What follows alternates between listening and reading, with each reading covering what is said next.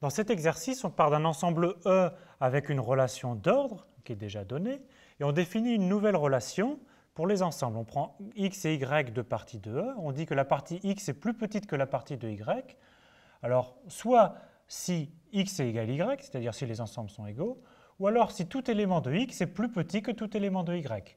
Donc si on veut représenter les choses, on a ici la partie grand X et la partie de grand Y. Ici, tous les éléments de X sont plus petits que les éléments de Y. Il s'agit de montrer que la nouvelle relation qu'on a définie est une relation d'ordre. Pour démontrer qu'une relation est une relation d'ordre, il y a trois choses à faire. Montrer qu'elle est réflexive, antisymétrique et transitive. Alors réflexive, on prend donc X, une partie de E, et bien sûr, X est égal à elle-même. Donc X est bien plus petit qu'elle-même. Donc elle est bien réflexive. C'était cette condition-là. Antisymétrique, on part de deux parties E, telles que X est plus petit que Y, et aussi Y est plus petit que X. Alors, il y a deux cas à distinguer. Si X égale Y, c'est exactement ce qu'on veut montrer. Donc le premier cas de la relation, c'est directement terminé. Sinon, qu'est-ce qui se passe? Sinon, qu'est-ce que ça veut dire que x est plus petit que y? Ça veut dire qu'on a, pour tout x appartenant à x, pour tout y appartenant à y, x est plus petit que y. Mais maintenant, on sait aussi que y est plus petit que x. Donc ça veut dire qu'on a la même chose. Les petits y sont plus petits que les petits x. La relation inférieure ou égale, par définition, était une relation d'ordre. Donc celle-là, elle est transitive, elle est antisymétrique. Comme x est plus petit que y et y est plus petit que x, alors on a ici que x égale y. Donc on a démontré que tous les éléments de x sont égaux aux éléments de y. D'accord? Donc on a aussi x égale y. Il nous reste juste à voir la transitivité pour montrer que c'est une relation d'ordre.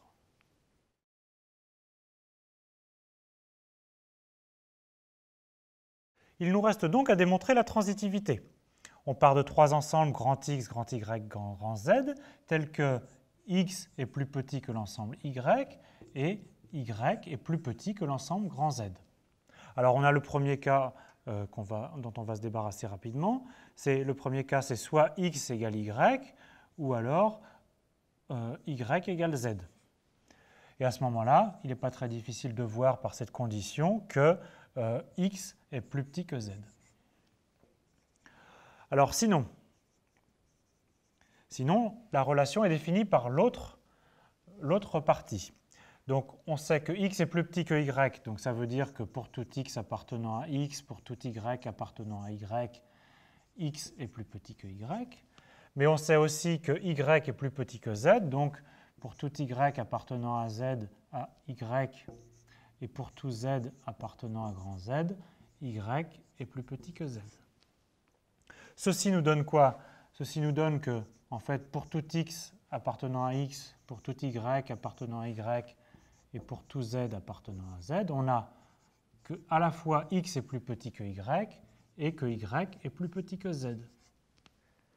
Mais encore une fois, la relation inférieure ou égale est une relation d'ordre, donc elle est transitive, donc ça implique que x est plus petit que z. Donc qu'est-ce qu'on a montré? On a montré que pour tout x appartenant à x, en fait, à la fin, on n'a plus y dans la proposition, et pour tout z appartenant à z, on a x plus petit que z. Et ça, c'est exactement dire que l'ensemble grand X est plus petit que l'ensemble grand Z.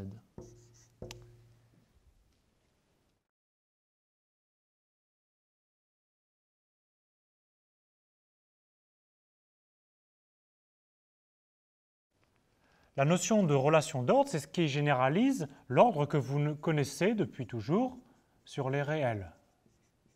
On sait ce que c'est qu'un réel plus petit qu'un autre. Mais en fait, vous connaissez d'autres ordres. Par exemple, l'ordre alphabétique, qui est l'ordre du dictionnaire. Et par exemple, vous savez que dans le dictionnaire, on range axiome avant 0, mais aussi on range exemple avant exercice. Donc voilà un ordre sur les mots. On peut définir un ordre assez rigolo pour deux entiers non nuls. Je définis la relation suivante. Je dirais que x est plus petit que y si et seulement si x divise y. Donc c'est une relation pour les entiers. Alors à vous de montrer que ceci définit bien une relation d'ordre pour ces entiers non nuls. Alors par exemple, vous savez que 6 divise 12, donc 6 est plus petit que 12 pour cet ordre-là. Mais bien sûr, 7 ne divise pas 12. Donc, on ne peut pas dire que 7 est plus petit que 12 au sens de cette relation-là. Donc cette phrase est fausse. Mais bien sûr, 12 ne divise pas 7 non plus. Donc on ne peut pas dire non plus que 12 est plus petit que 7. Donc cette assertion 12 plus petit que 7 est faux. Donc en fait, 7 et 12 ne peuvent pas être comparés. On parle d'une relation d'ordre partielle.